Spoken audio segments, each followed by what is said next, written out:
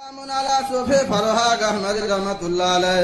सलामुन अला सूफी फरहाग अहमद रहमतुल्लाह अलैह। सलामुन अला सूफी हमीद फरहाग अहमद रहमतुल्लाह अलैह।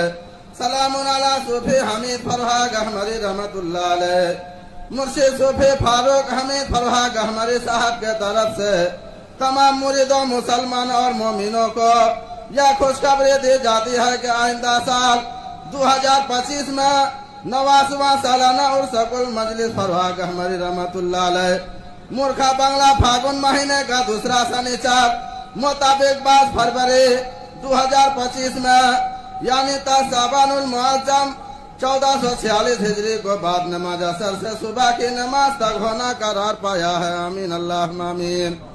मुर्शिद सूफी फारूक हमीद फरहाग अहमद साहब के तरफ से तमाम मुरीदों मुसलमानों और मोमिनों को यह खुशखबरी दी जाती है कि आइंदा साल 2025 में 90वां सालाना उर्सकुल मजलिस फरहाग अहमद रहमतुल्लाह अलैह मूर्खा बांग्ला फागुन महीने का दूसरा शनिचर मुताबिक 22 फरवरी 2025 में यानी शाबानुल मुअज्जम यानी 1446 हिजरी को बाद नमाज असर से सुबह की नमाज तक होना करार पाया है। आमीन अल्लाहुम्मा आमीन।